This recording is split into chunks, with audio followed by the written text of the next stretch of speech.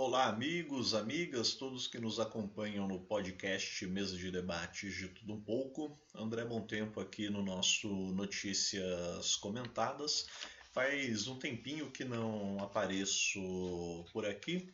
A correria do dia a dia, fora outros compromissos, inclusive materiais que estamos fazendo para o próprio canal, para o podcast, conforme vocês mesmos têm acompanhado, e evidentemente queremos aí, como o próprio subnome, né, do canal remete, a falar de tudo um pouco. Bom, sobre, até pelo fato de fazer mais de uma semana que não apareço aqui para vocês e fazendo um panorama do que tem ocorrido nos últimos tempos, estamos acompanhando, embora agora a poeira tenha dado uma relativa baixada, a questão das eleições na Venezuela. O Maduro continua aí no poder, pelo que consta até onde se a Justiça Eleitoral da Venezuela tem afirmado houve uma eleição legítima e, consequentemente, a vitória do mesmo. Porém, essa vitória está sendo bastante questionada, inclusive muitos protestos, revoltas populares, problemas aí de modo geral na Venezuela por conta do resultado das eleições, que inclusive muitos países estão informando que foi fraudada, há diversos indícios de fraude, e até mesmo países como o Brasil, outrora aliados da Venezuela, estão pelo menos desconfiados ou julgando que é necessário a Venezuela mostrar melhor aí o processo e como foram dadas as eleições propriamente. É um caso aí realmente delicado. Acho que o sistema eleitoral venezuelano e a própria política de Nicolás Maduro é extremamente questionável, e aqui não cabe ficar fazendo falsos moralismos ou ficar querendo fazer um embate de direita ou esquerda. Até porque essa questão de Maduro ser de esquerda eu também acho um tanto quanto questionável. Por mais que eles queiram aí se apresentar como socialistas, sabemos que de socialistas nem Nicolás Maduro, muito menos Hugo Chávez tinham realmente. Eles podiam até ter esse lado da preocupação social, eles podiam até ter esse discurso que cheira à esquerda, mas se a gente for parar para pensar na prática política realmente, se a gente for parar para pensar nas relações econômicas com os outros países, ou mesmo como funcionava na Venezuela, é apenas o chamado capitalismo burocrático, como alguns costumam adotar aí esse termo. E claro, por outro lado, não são os Estados Unidos ou qualquer outro país dito imperialista que deve se meter ou decidir o que é certo ou errado na Venezuela. Evidentemente, o que precisamos é, de forma independente, que a própria população pressione e faça por onde tenha essa recontagem dos votos, que se verifique como se deu de fato o processo eleitoral na Venezuela, para que a gente evite qualquer outro problema nessa questão. Mas repetindo aqui, não venero, apoio e também isso uma opinião de cunho mais pessoal, não é necessariamente a opinião do canal. Acredito que Nicolás Maduro e sua trupe realmente tenham fraudado o processo eleitoral na Venezuela. Independentemente de quem seja o outro candidato, não vou aqui fazer juízo de valor ou ficar analisando se é de direita, é de esquerda, é de cima, é de baixo, mas independentemente disso, acredito, pelo que as próprias pesquisas e as movimentações eleitorais apontavam, o outro candidato é quem acabaria saindo vitorioso dessas eleições.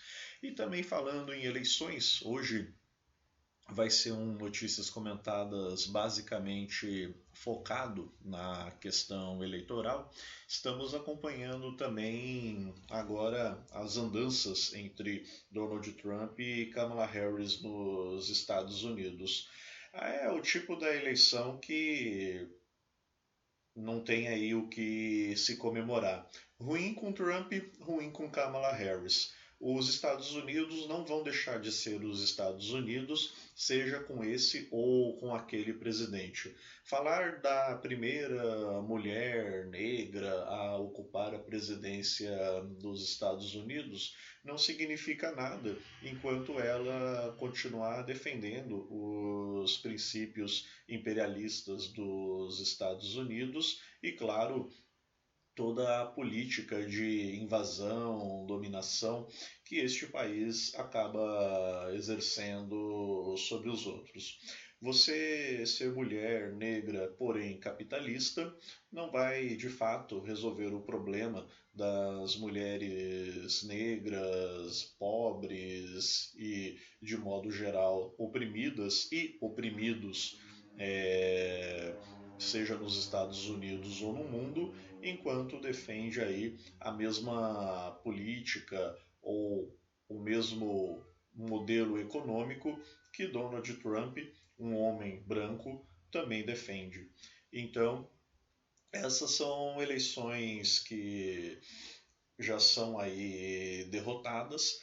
É claro que a gente precisa também analisar em alguns parâmetros, evidentemente, que existem diferenças entre os candidatos, isso é óbvio, e como isso pode se dar na questão de direitos sociais, direitos civis para os próprios estadunidenses. Mas não vamos aqui ficar pensando, não vamos aqui ficar cantando glórias para a vitória, seja de um ou seja de outro.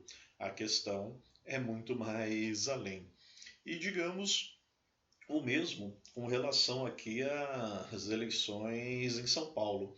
Estamos vendo aí Pablo Marçal avançando e, por mais bizarro que seja, por mais que esteja havendo aí um total clima de guerra entre a direita bolsonarista e parte da direita, inclusive bolsonarista, que está apoiando Marçal nessas eleições.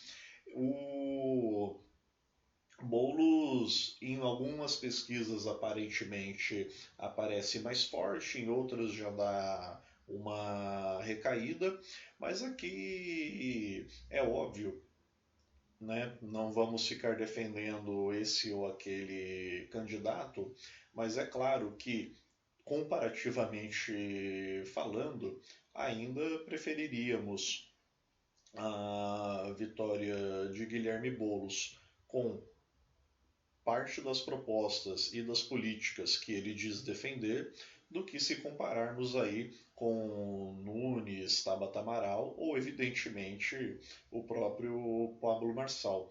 Mas não se trata aqui de cantar vitórias sobre a eleição de Guilherme Boulos. Na verdade, é preciso da análise crítica, antes de tudo, até porque, para conquistar o eleitorado, principalmente o chamado eleitorado médio, Guilherme Boulos precisou romper com muitas das opiniões até então um pouco com um viés de esquerda um pouco mais enraizados e evidentemente fazer aí o discurso lulista, fazer aí o discurso da conciliação de classes. o que evidentemente, ainda mais para quem quer ser prefeito de uma capital como São Paulo, a gente sabia que dentro do jogo eleitoral isso seria evidentemente inevitável. Aqui em São José dos Campos, a coisa não muda muito de figura. Estamos vendo aí o candidato que não vou nem entrar no mérito de esquerda-direita, mas que defende aí princípios progressistas, que é o Wagner Balieiro, ainda em terceiro lugar, pleiteando um possível segundo lugar, mas ainda com relativas dificuldades. São José dos Campos, acho que até pior do que a capital paulista, essas já não nutro esperanças nenhumas. O que nós veremos são basicamente aí a disputa entre os 50 tons de bolsonarismo, como eu já vinha ironizando desde o ano passado, com todo o reflexo do que viria a ser a campanha eleitoral deste ano. Por essas e outras, como falei, não guardo aí grandes expectativas com as eleições de 2024 aqui em São José dos Campos. Mas agradeço aí a participação de todos sempre. Vamos finalizando por aqui. Uma ótima tarde e tchau!